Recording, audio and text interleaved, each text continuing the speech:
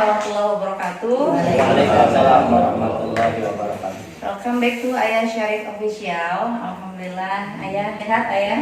Alhamdulillah, pesan haji, ada ibu, ada bapak, ada bapak-bapak, ibu-ibu, ada Pak Slamet Riyadi. Alhamdulillah teman-teman, pada hari ini kebetulan kita kegiatan rutinitas adalah manakib akbar Kanjeng Sultan Tuan Syekh Muhyiddin Abu Muhammad Abdul Qadir Jailani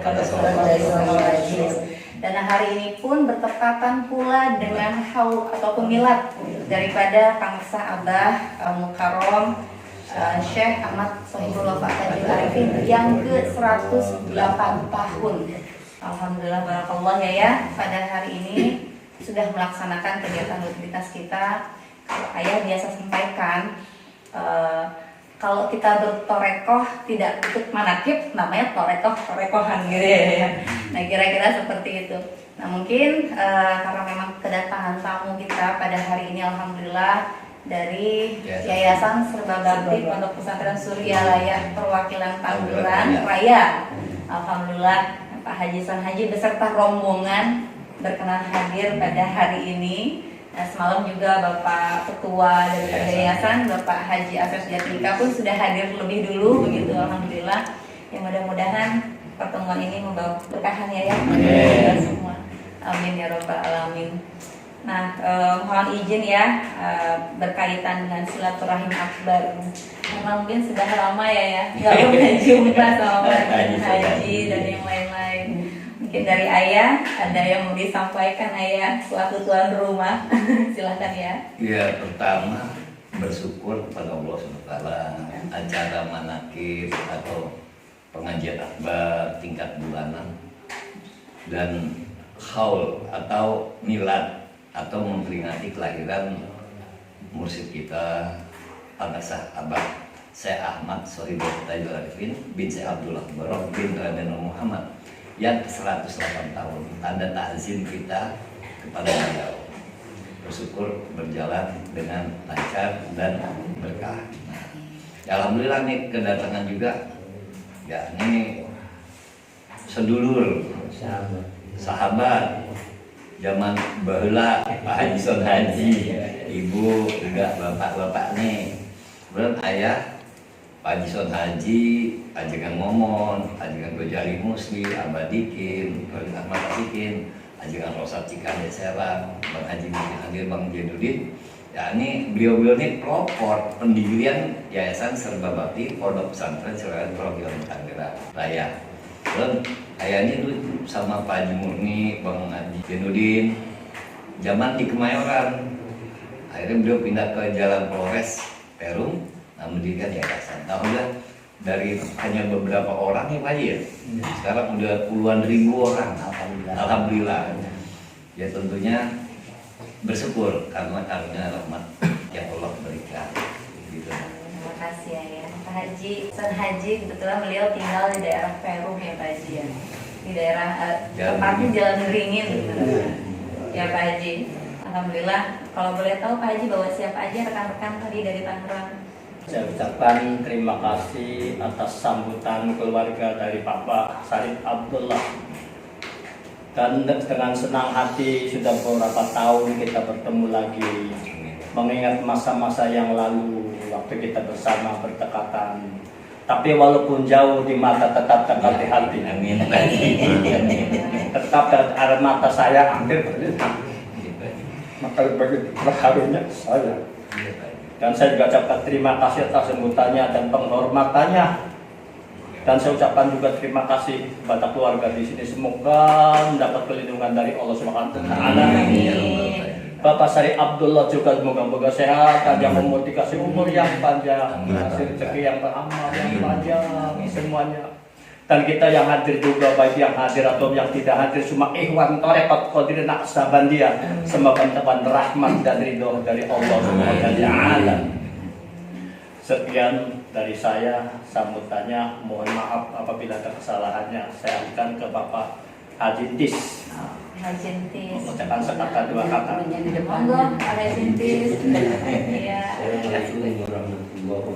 Waalaikumsalam warahmatullahi wabarakatuh. Saya mendapatkan cerita dari Abah Syarif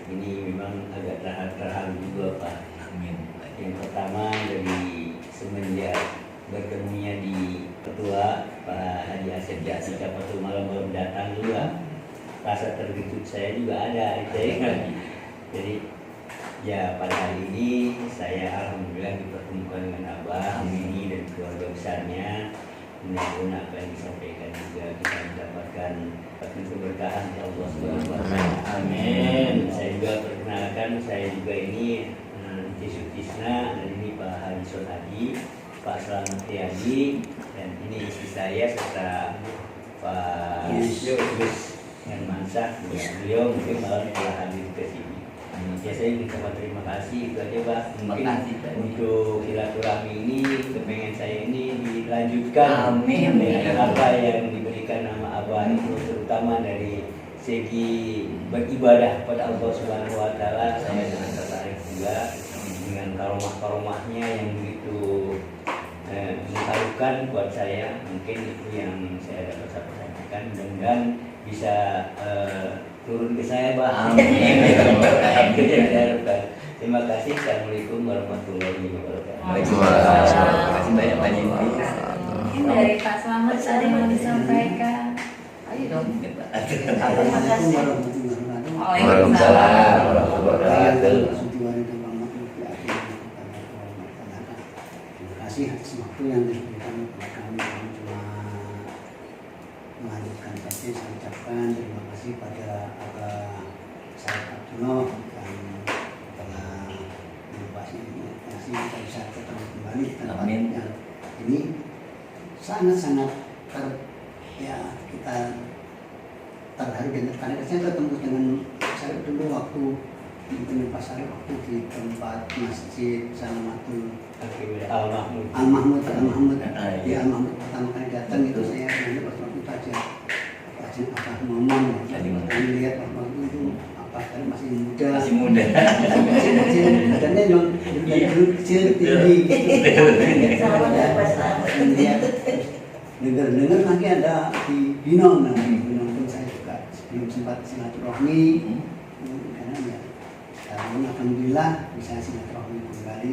Mudah-mudahan silaturahmi ini silaturahmi pertama bisa berlanjut. Mudah-mudahan dari Abah Syarif pun kami mohon sama Mbak jadi bisa berkunjung ke Yayasan Tangerang. Insya Allah hari Minggu bisa Yayasan Manakipan bisa hadir, mudah-mudahan bisa memberikan semangat kepada teman-teman yang baru-baru. Amin. Sekian, terima kasih. Assalamualaikum warahmatullahi wabarakatuh. Terima kasih Pak Selamat. Mungkin Ibu ada yang mau ditambahkan? Pak Yus, Pak Yus silakan. Nanti aja nanti.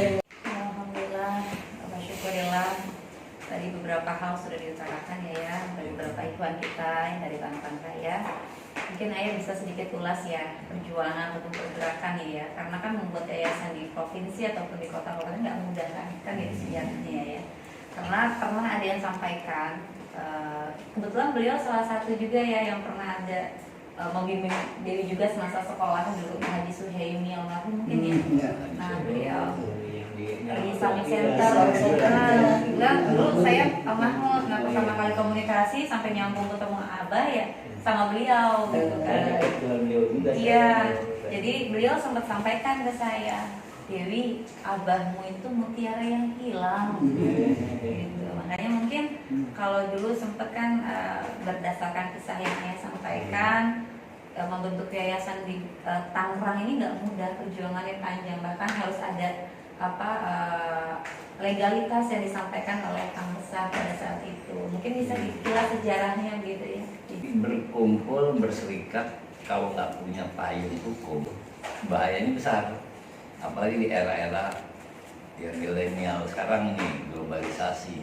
Nah oleh sebab itu, ayah Pak Haji Son Haji, ayah Murni Adil, ayah Jenudin, Ayah Badikin, ajengan Momon, ajengan Gojali Musli, ajengan Rosat Cikande Serang, kita sama-sama berangkat ke Suryalaya, pusat Gerakan Tanjung ya nemu Haji Jenderal Abidin Anwar sebagai ketua yayasan, nemuin Pangersa Abah. Ya dengan dasar izin ridho beliau terwujudlah Yayasan Serba Bakti Pondok Pesantren Surat Rokel Tangerang ini, sejarahnya. Jadi apapun darinya jasa-jasa ayah Murni Adil, Bang Jenudin, Bang Panson Haji, ayah, Ajengan Momon, yang Gojari semuanya itu ya memang sejarah buat Yayasan Serba Bakti. Lanjutannya Haji Selamat, Haji Intis. Lanjutannya Lanjutannya Haji Selamat, Haji Penerus. Intis, Ya, penerus. berikutnya Ayus juga, ya. Ayus tuh. Ibu Haji itu sebagai penerus. Penerus. Ya, sekarang. Nah, yang membangun gitu. yang membangun. Jadi ini kan nggak mungkin berkesinambungan kalau nggak ada penerus ya Pak. Ya, alhamdulillah seorang mogah. Enggak. Dan juga Jadi sesuai dengan namanya Pak Haji, surya, matahari, laya artinya bumi. Iya. Bumi yang terang benderang karena disinari matahari. Siapa yang dilambangkan matahari? Tentunya Pangersa Abah Syekh Ahmad Sohibul Fatajul. Kebetulan dulu waktu penataran para mubarik tingkat nasional di perguruan tinggi Latifatul Mubarakiyah Pondok Pesantren Suralaya, di zaman itu rektornya Jenderal Yoga Sugama Pak ya. ya, ya. Ayah Pak Haji Son Haji, Bang Haji Murni Adil, Bang Jenudin, Ajengan Momon, Ajengan Gojari, Abadikin, Ajengan Rosat, termasuk Ajengan Jejen. Ya. Kita ini satu angkatan. Ya ini satu angkatan dalam pendidikan para mubarik tingkat nasional. Ya. Kan di Surabaya ada tingkat lokal, wilayah, ada tingkat daerah, ada tingkat nasional. Nah kebetulan jasa itu ada nama ayah, nama ketua yayasan Kiai Haji Nawaluddin Anwar. Di sini Pangersa Abah tuh. Jadi secara de facto endiure ya. Nah, itu perlu payung-payung hukum. Kenapa? Apalagi sekarang nih banyak macem-macem. Ya. Contohnya nih, Islam itu akan berfirqah setelah Nabi Muhammad wafat 73 firqah. 73 golongan, semuanya cilaka kecuali satu. Ya. Siapa ya Rasulullah? Dijawab oleh Rasulullah, ahli sunnah wal jamaah. Siapa ahli sunnah wal jamaah? Mengikuti jejak Imam Abu Hasan Asy'ari radhiyallahu anhu. Melaksanakan sunnahku dan sunnah Khalifat Rasyidin. Nah, ahli sunnah wal jamaah jadi orang yang ahli mau mengerjakan pekerjaan sunnah dan berjamaah. Salah satu pekerjaan sunnah kalau secara syariat, sunnah muakkadah namanya adalah zikrullah. Tuh. Zikrullah tuh kalau ini sunnah muakkadah. Tetapi kalau sudah digurukan oleh ahlinya, oleh mursyid, berubah hukum jadi fardu ain. Tuh, bab zikir ini. Jadi itu berubah apa dia? Ya. Dan sunnah muakkadah menjadi fardu ain. Karena apa? Karena sudah digurukan. Ya. Kalau belum, hukumnya cuma sunnah muakkadah. Ahli sunnah wal jamaah ini ada di dalam tubuh Nahdlatul Ulama NU. NU siapa pendiri? Kiai Haji Hasyim Asy'ari.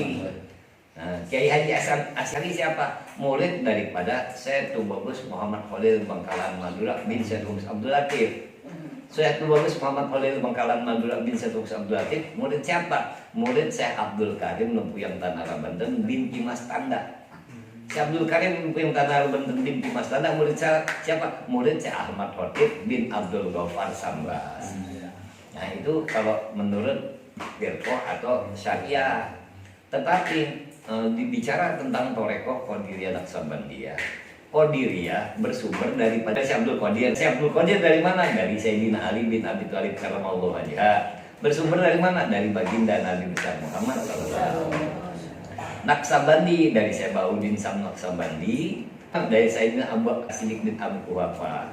Bersumber dari mana? Dari Nabi besar Muhammad sallallahu. Jadi Qadiriyah lahir, Naqsabandi batin. Jadi ibadah wal awal wa akhiru wa jawhari watin harus lahir dan batin. Ada lahir tanpa batin, mayat. Ya. Mayit. Ya. Ada batin tanpa lahir, iblis, jin, setan, gendruwo. Nah, jadi harus lahir dan batin.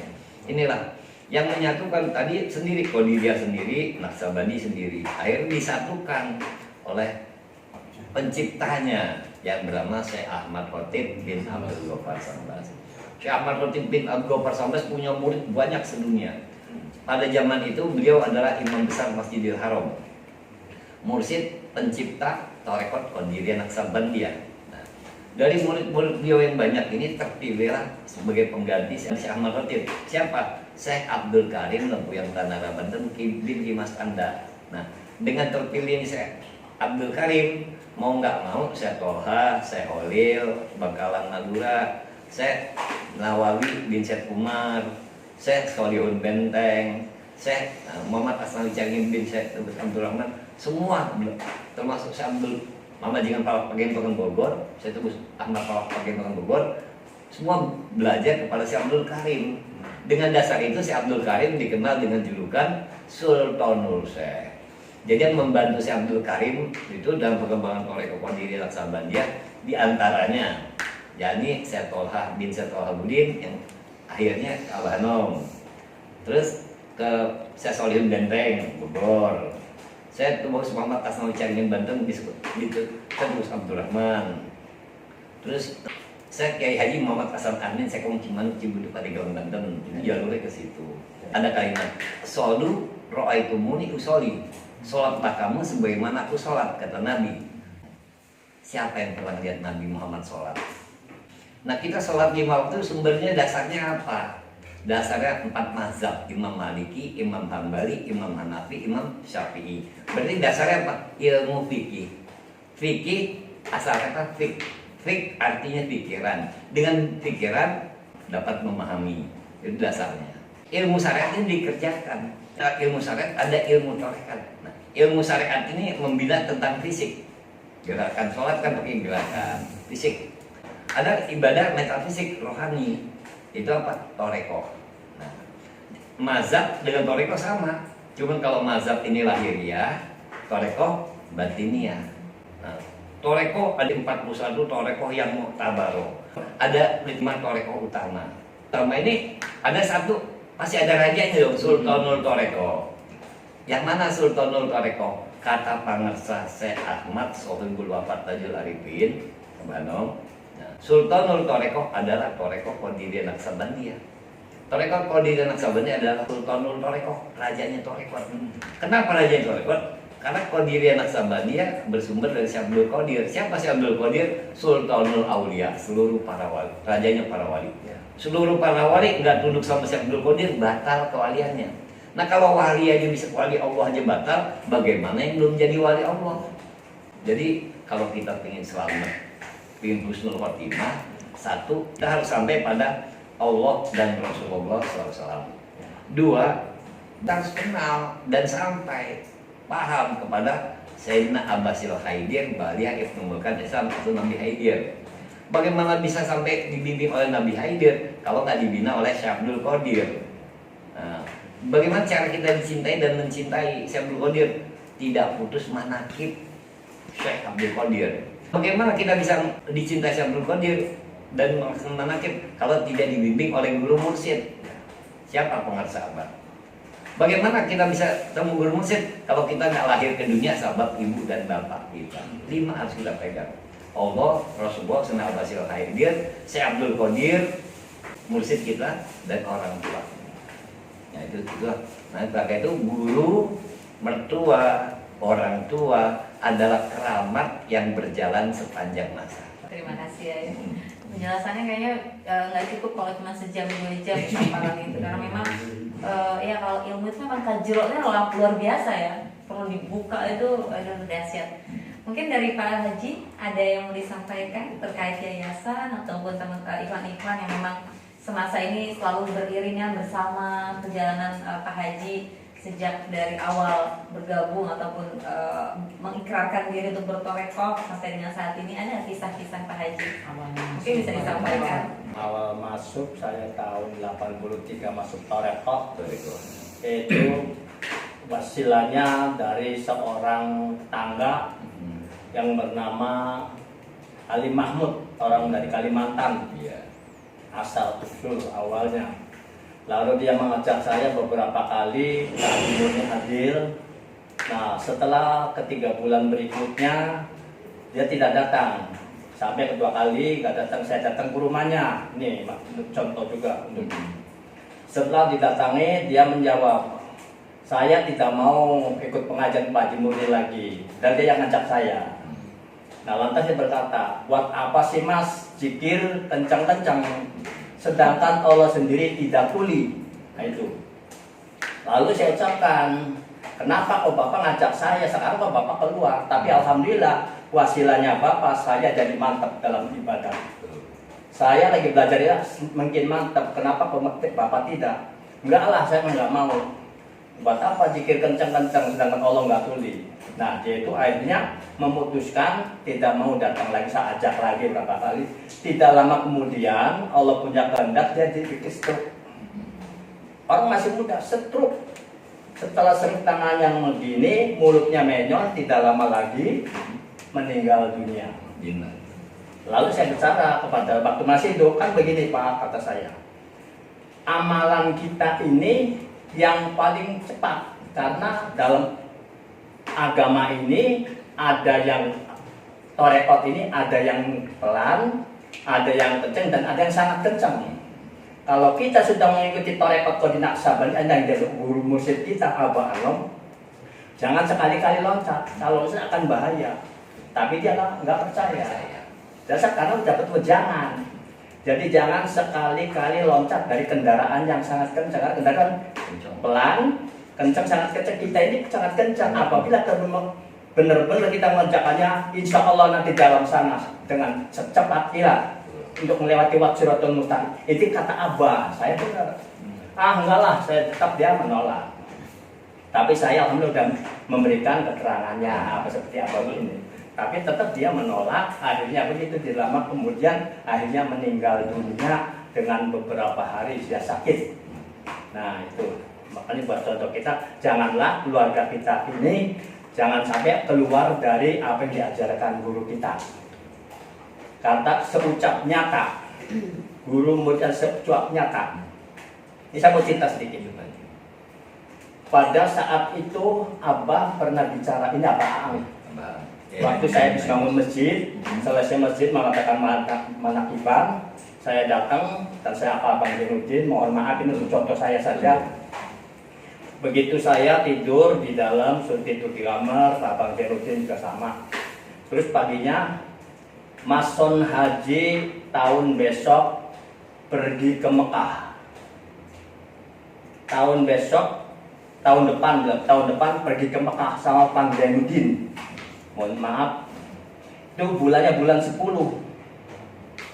Nah akhirnya saya mengucapkan Alhamdulillahirabbil alamin. Nah mohon maaf Pak Bang Zainuddin begini, pergi ke Mekah uang dari mana Pak? Orang saya aja motor gudang garam. Itu ini maaf buat contoh saja. Karena seorang musyid itu ucap nyata. Ini buat contoh kita. Akhirnya kita nggak banyak cerita. Akhirnya kita pulang, kita runding sama istri karena dapat ucapan dari guru kita. Bulan 10 mengucap begitu. Bulan 12 kita ngumpul ada rezeki. Saya daftar sama istri saya bulan 12.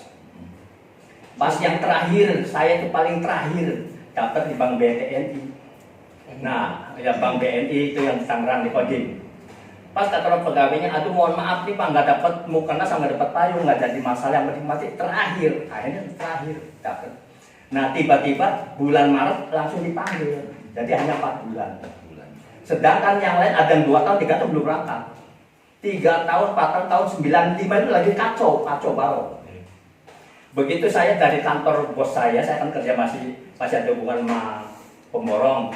Begitu saya mampir, saya mampir pada nama saya, Son Haji bin Saldima, Taida bin Saldima.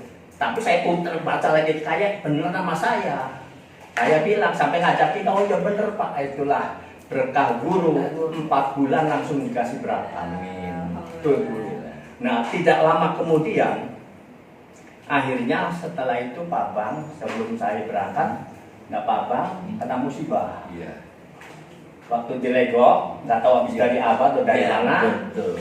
Lego kena musibah, tabrak, kakinya bengkak ini. Nah itulah akhirnya sampai meninggal dunia. Nah kira-kira saya berangkat seminggu mau berangkatkan Mekah. Jadi hanya 4 bulan waktunya. Itulah ucapan guru. Makanya berhati-hatilah. Amin saja. Amin saja. Setelah sampai di sana, saya lagi tawaf Bah, sampai saya itu nangis. Kenapa dia meluk saya? Meluk saya. Mas, itu udah meninggal. Mas Son Haji, itu suara persis Pak Bang, meluk saya.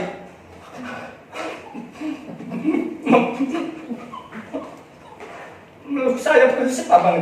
Oh iya bener. Seucap nyata, walaupun itu jasadnya tidak sampai ke tanah suci Mekah, tapi ruhnya mendampingi saya berjalan dan setawa mengenai tabaitullah. Itulah makanya ucapan guru wajib diamini, harus bersyukur. Kalau belum kita masih mendoakan kita. Itulah ceritanya yang saya itu kan, makanya kita jangan lalai. Kalau kita sempat waktu ya sejarahlah ke guru kita, ke orang tua kita, ke mertua saya. Karena mertua itu harus dijarai. Kita kasih sayang bukan sama ibu bapak saja. Mohon maaf cerita sedikit. Ibu mertua pun harus dihormati. Karena apa? Kenikmatan dunia, sorga dunia bukan dari siapa-siapa. Hakikatnya dari Allah, syariatnya dari ibu mertua dan bapak mertua. Kenikmatan soal di dalam, makanya wajib kita menghormati. Barang siapa yang menyia-nyiakan mertua akan berbahaya. Bahaya apa? Hanya Allah yang tahu. Sekian saja uraian saya, hanya untuk contoh saudara saudara yang ada di sini. Sekian saja, mohon maaf. Wabillahi taufiq wal hidayah. Wassalamualaikum warahmatullahi wabarakatuh. Waalaikumsalam warahmatullahi wabarakatuh. Luar biasa ternyata kisahnya beliau, sehingga bisa bertorekoh. Ya tadi yang beliau sampaikan bahwa ucapan beliau itu adalah doa. Iya.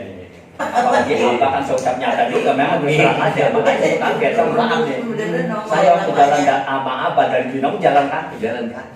Jalan kaki kok, tapi kaki ini enteng sekali, bayangin dari Binong sampai ke Bitung.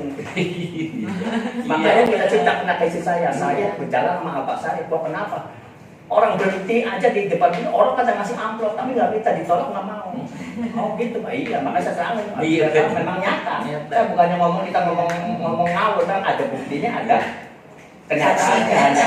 Itulah makanya saking manfaatu kepada Allah dan kepada guru, mahabbah kepada guru. Seucapnya, mohon maaf, saya cerita sedikit lagi. Ada suatu ketika saya itu pernah ke Abah pada waktu kuliah subuh. Saya pernah bertanya langsung, karena abah di sini, saya duduk di bawah. Kalau zaman dulu masih agak gampang ya. Kasih tanya, ya. Bah, kalau saya tuh kalau zikir suka lupa dulu, Bah. Kata apa jawabannya? Bagus. Berarti kalau ada lupa berarti ada ingat. Makanya setelah diingat, ingatkan terus. Lupa ingetin karena kita kan bukan malaikat, manusia biasa. Wajar itu Abah. Kalimat selanjutnya untuk umum ceritanya. Barang siapa yang ingat kepada Allah pasti akan selamat. Bukan insya Allah. Barang siapa yang selalu ingat kepada Allah akan pasti selamat. Kita mendengarkan. Pada suatu ketika pada bulan puasa, saya punya mertua, bapaknya ini, saya pergi ke pasar Koja, Tanjung Priok, di pos 9, saya beli tudung lakan yang harganya paling mahal dan gapan buat mertua. Kan wajib dihormati ya, karena memberikan dana rasa kepada saya. Nah, pada saat itu saya pakai jam dari abang Janudin, saya kasih hadiah yang meninggal. Kasih hadiah. Jam Seiko masih ada jam. Terus saya beli tudung lakan yang paling mahal. Cuman pada saat itu karena waktu jam bujang saya tinggal di Tanjung Priok lama selama 7 tahun. Beberapa tahun baru mengingat tadi setelah beli lakan. Nah, saya itu bukan mengingat zikir. Saya mengingat dulu saya di sini. Situ aku ingat waktu saya muda itu. Apakah waktu dagang, apa waktu ngojek motor, segala macam. Hati saya lupa. Begitu lagi jalan, mangap jam 12 siang, Bang. Sebelah pos beli, ini saya dijamret. Tudung saya dijamret. Saya kaget, jam tangan saya dipotel, teklek. Akhirnya kaget saya. Tak ingat omongan apa? Saya ini hati saya bukannya lagi zikir. Mengenang masa dulu. Ini jalan ini. Dulu ada begal di sini, ada copet di sini, ada yang berdial karung di pos 9. Aku orang masuk pelabuhan. Jadi saya begitu saya ingat omongan Abah. Barang siapa yang selalu ingat akan selamat. Saya zikir lagi, zikir kopi yang biasa. Zikir kopi. Itu harus banyak ngeliatin. Akhirnya Pak, tudungnya dikasih lagi ke saya, dipakai lagi nih, asli ya, sampai jam tangan dikasihkan lagi, sampai sekarang ya masih dari Pak Abang Janudin.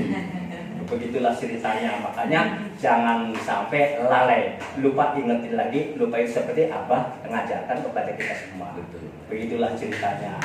Nah, pengalaman saya. Iya, makasih Pak. Jangan kalau kita ingat pasti selamat dunia akhirat. Ya, Amin. Jadi disampaikan sama beliau jadi bekal lah untuk kita baik kalau muda ya. Apa yang sering ayah kita sampaikan juga bahwa lalai mengaji, lalai silaturahmi adalah dosa umat di akhir zaman. Dosa besar umat di akhir Dosa zaman. besar ya. Jadi dosa besar umat di akhir zaman adalah lalai mengaji, lalai silaturahmi. Manakib kan mengaji tuh, ngaji pengajian akbar tingkat bulanan yang namanya manakib Syekh Abdul Qadir. Nah, pengajian ini nggak boleh ditinggal, apalagi pengajian besar. Tuh. Tuh. Jadi orang lalai manakib putus berkah. Putus berkah. Jadi yang Pak Haji Son Haji sampaikan itu sangat benar dan sangat luar biasa. Kenapa? Yang nggak boleh kita lawan di dunia ini satu Allah dan Rasulullah SAW. Bagi yang beriman. Setelah itu siapa? Setelah Allah dan Rasul siapa? Guru? Nggak boleh. Kita ngelawan sama guru, dosanya 1000. Kita berbakti pada guru, pahalanya 1000. Setelah guru siapa yang nggak boleh kita lawan? Ratu, raja, presiden. Nah, kita ngelawan presiden, dosanya 100. Kita berbakti pada presiden, pahalanya 100. Nah, setelah presiden, raja, yang nggak boleh kita lawan siapa? Mertua. Kita lawan mertua, dosanya 10. Kita berbuat baik kepada mertua, pahalanya juga 10. Nah, setelah mertua yang nggak boleh kita lawan siapa? Ibu bapak kandung kita. Kita ngelawan sama ibu bapak kandung kita, dosanya 1. Kita berbuat baik, pahalanya pun 1. Tapi jangan karena berbuat pahala dan dosa dapat 1, kalau nggak ada ibu bapak kita nggak ada di dunia. Nah, kenapa lawan mertua sama orang tua kandung besaran dosanya ngelawan mertua? Coba besok bikin dosa sama ibu bapak kandung, hampura, bu, pak, ya udah bilang, udah habis selesai. Coba sama mertua, minta maaf, Pak, Bu, udah gue maafin. Baru ngomong maafin tapi gerendelnya masih. Oh nggak gerendel ini, brengsek lu anak dulu, kasihin lu kurang ajar sama gua. Maka itu hati-hati ngadepin mertua, hati-hati, bahaya. Hati-hati nih. Jadi mertua, orang tua angkat, orang tua tiri, kita lawan bahaya 10. Ini zaman sekarang udah jarang budi pekerti seperti ini. Orang berilmu banyak, orang berilmu kalah sama orang berakhlak. Orang berakhlak kalah sama orang yang sami'na wa ta'na, taat dan patuh, perintah Allah, perintah Rasul, perintah guru, perintah ratu, perintah mertua, perintah orang tua. Nah, jadi derajat sami'na wa ta'na-nya sangat luar biasa. Nah, kalau guru itu sabdo dadi, ucapannya jadi. Sekeduk metu, seucap nyata, sabdo padeto ratu. Jadi kalau guru jangan coba dilawan, jangan ngucapin gretesnya bahaya. Ya Pak Haji ya. Nah ini membuat kaula muda, kaum milenial harus waspada ini. Karena pendidikan gini udah nggak ada di sekolah. Nah, coba contoh dilihat di masyarakat ya. Susah Pak Haji ya. Kalau di madrasah, di pondok pesantren, di padepokan, yang belajar namanya santri. Kalau sekarang pondok pesantren, kalau zaman dulu namanya padepokan. Nah, kalau sekarang namanya pesantren. Atau di madrasah, yang belajar namanya santri. Yang mengajar namanya ustadz. Paham ya? Nah, di atas derajat pesantren dan madrasah ada yang namanya majelis taklim. Tempat taklim muta'alim. Yang dikaji ilmu. Yang mengajarkan ilmu namanya mu'alim. Yang belajar namanya muta'alim, yang suka nyuri namanya maling. Iya kan?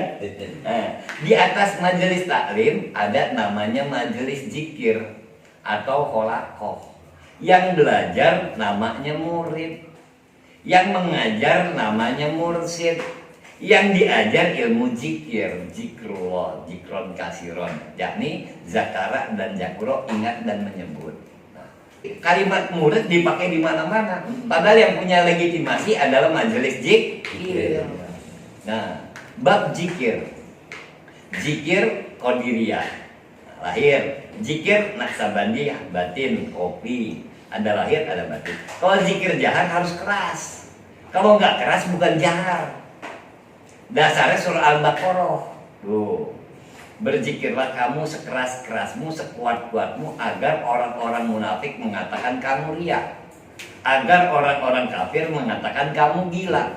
Jadi belum berhasil zikir jahar kita kalau belum dikatakan riya dan gila. Dibilang riya dan gila jangan marah, berhasil berarti. Itu dalilnya. Ya? Nah, kenapa harus keras? Karena kolbi kita lebih keras daripada batu, bahkan lebih keras lagi. Bahkan lebih keras daripada besi purusani. Tuh. Jadi harus digempur dengan zikir yang keras. Nah, setelah ada zikir yang keras, bukan Allah budak. Allah nggak pernah budak. Allah itu maha mendengar. Yang budak kita. Kasih yang baik, nolak. Dikasih yang baik-baik, nggak mau. Kalau diajak ke bar naik klub, ayo. Kan gitu. Ini nih, itu zikir jahar atau zikir yang suara keras. Kalau nggak keras bukan jahar. Kenapa harus keras? Karena kolbi manusia lebih keras daripada batu. Nah, kalau ada zikir jahar keras, pasti ada zikir khofi. Khofi artinya khof, samar. Samar artinya batin. Zikir khofi jangankan manusia, malaikat pun nggak tahu dia sedang ngapain. Tuh, saking halusnya. Nah kalau malaikat mereka nggak tahu, bagaimana tentang manusia? Manusia kebanyakan sok tahu, padahal nggak tahu. Tuh. Jadi ini ya, kolaborasi antara zikir jahar dan zikir khofi menghasilkan zikir makna. Zikir jahar, zikir khofi, zikir makna menghasilkan zikir sir, zikir rahasia. Zikir jahar, zikir khofi, zikir makna, zikir sir menghasilkan zikrul maut. Tuh. Turu-turu ojo lali badan turu hati tangi ruh kumadut kumari Allah. Biar jasadnya bujur, qalbinya berzikir pada Allah. Karena di dalam darahnya sudah mengalir zikrullah sampai pori-pori keluar zikir. Dia nggak berzikir, si darah sudah berzikir sendiri. Kupingnya zikir sendiri, hidungnya zikir sendiri, semua sudah berzikir. Kenapa? Karena sudah dilatih. Maka itu bab zikir nggak semua orang bisa bahas. Ya ini harus ahli zikir. Maka itu Quran berkata fasalu ahlal zikri in kuntum la ta'lamun. Nggak ada fasalu ahlal ilmu, nggak ada. Fasalu ahlal sulap, nggak ada. Fasalu ahlal sihir, nggak ada. Yang ada fasalu ahlal zikri in kuntum la ta'lamun. Jadi ulah kabeng bat ulah kancola zikir wae nepi ka olok gitu ya.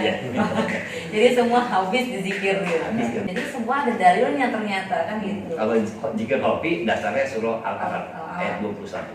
Nah, kalau tadi Zahar itu Surah Al-Baqarah. Jadi itu terjawab sudah ya Pak Rimon dan Akhwat bahwa zikir Zahar dan khofi itu ada dalilnya di dalam Al-Quran. Jadi tidak usah ragu. Terus jalani, jangan bimbang, terus jalani, lakoni wae apa yang diperintahkan oleh guru-guru kita. Mungkin seperti itu ya. Nggak mungkin guru, mertua, orang tua mencelakakan kita. Yang mencelakakan diri kita adalah keraguan kita, kebodohan kita. Itu mencelakakan kita. Karena ragu-ragu perbuatan setan. Kalau orang ragu-ragu berarti bersama setan. Ya luar biasa penjelasan ayat tentang ilmu zikir. Nah, mungkin dari Pak Slamet ada yang mau ditambahkan? Cukup dari Pak Yus? Cukup Pak Haji? Ibu mungkin ada yang mau ditambahkan? Bu Haji? Alhamdulillah, jadi memang momentum hari ini adalah silaturahim akbar. Ya. Sekaligus kita mengungkap sejarah ataupun perjalanan daripada Torekot Qadiriyah Naksabandiyah yang ada di wilayah Banten, khususnya Tangerang Raya.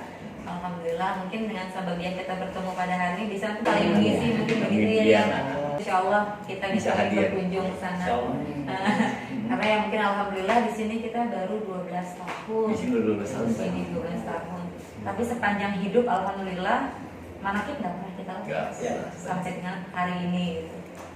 Mungkin itu ya, jadi berkah ya. Jadi tempat ini terwujud bukan karena bodoh dan pintar, bukan karena pribadi karya. Ini tempat ini terwujud karena berkah karomah guru, mertua dan orang tua. Ini berkah karomah. Kalimatnya la haula wala quwata illa billah. Kalau ikhwan akhwat mau jadi orang yang kaya raya, patuh perintah Allah dan Rasul, patuh perintah guru, mertua dan orang tua. Ini jampe ini kalau diamalin, ya, jampe ini nih diamalin nggak bakal miskin sampai kapanpun. Kalimatnya, A'udzubillahi minasyaitonirrajim, Bismillahirrahmanirrahim. Allahu la ilaha illa huwal hayyul qayyum, la ilaha illa anta subhanaka inni kuntu minaz zalimin. Masya Allah, insya Allah, la haula wala quwata illa billahil azim. Kalau pagi kita baca 100 kali kayak gitu, didawamkan, istiqomahkan, dan mau tidur baca itu, insya Allah jadi orang kaya. Amin. Mudah-mudahan itu jampe luar biasa dari ayah. Dan kita bisa mengamalkan ilmunya ya. Diamalkan. Amin, mudah-mudahan. Syukur-syukur bisa 1000 ya. Amin. Lebih Insya cepat. Allah. Insya Allah, ya naik. Makasih banyak ya. Nah, ini luar biasa. Beliau kasih jampe buat kita jadi orang-orang sugih ya, para ikhwan dan akhwat. Karena Allah itu maha kaya dan maha memberi kekayaan. Betul ya. Semua sifat ada di Asmaul Husna Asmaul ya, Husna. ya. Bahwa kita memang diajarkan untuk jadi orang-orang kaya, lahir dan batin. Ya seperti itu.